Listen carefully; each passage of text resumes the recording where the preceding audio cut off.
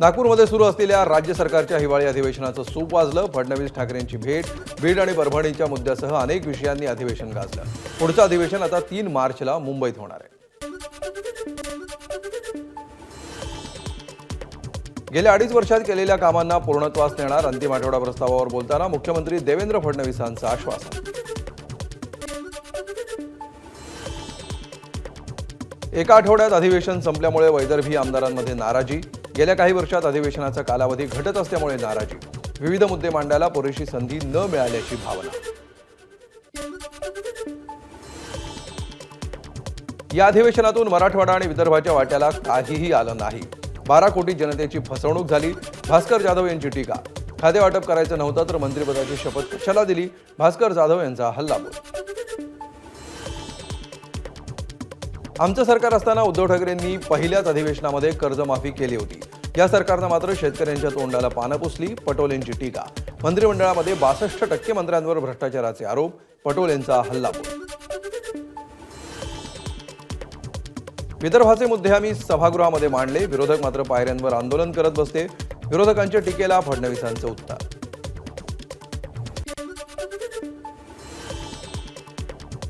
अधिवेशनाच्या 6 दिवसांमध्ये सरकारनं भरगच्च काम केलं. चौफेर विकास करण्यावर आमचा भर. अधिवेशन संपल्यानंतर घेतलेल्या पत्रकार परिषदेमध्ये फडणवीसांनी मांडला अधिवेशनातील कामकाजाचा लेखाजोखा. कमी कालावधी असता तरी निर्धारित कामकाज पूर्ण झालं. 17 विधेयकं मंजूर झाली. ज्या योजना जाहीर केल्या त्या सुरू ठेवण्यासाठी पुरवणी मागण्यांमध्ये तरतूद करून ती मंजूर केली. उपमुख्यमंत्री एकनाथ शिंदेंची पत्रकार परिषदेत माहिती. मंत्रिमंडळ असूनही संपूर्ण अधिवेशन बिनखात्याच्या मंत्र्यांचं झालं. अंबादास दानवेंची टीका. अधिवेशनातून विदर्भाच्या वाट्याला काहीही आलं नाही. अंबादास दानवेंचा हल्लाबोल.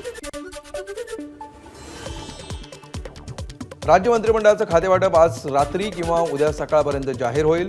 फडणवीसांची पत्रकार परिषदेत माहिती. एक राज्य एक गणवेश योजना फसल्यामुळे या योजनेमध्ये बदल. विद्यार्थ्यांचा गणवेश पुरवठा आता पूर्वीप्रमाणे शाळा व्यवस्थापन समितीकडे.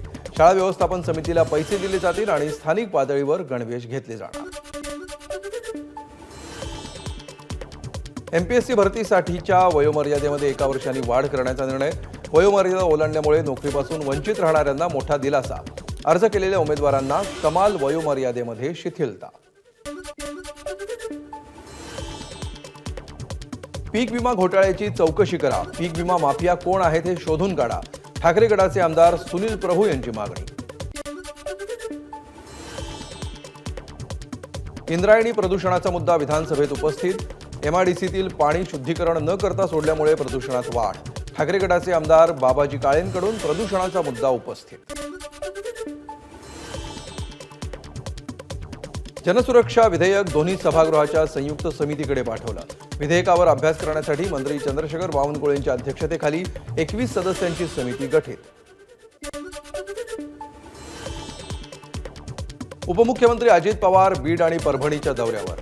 बीडच्या मस्साजोगला जाऊन देशमुख कुटुंबियांची घेतली भेट. त्यानंतर परभणीत सूर्यवंशी कुटुंबियांची देखील भेट घेणार. एबीपी माझा, उघडा डोळे बघा नीट.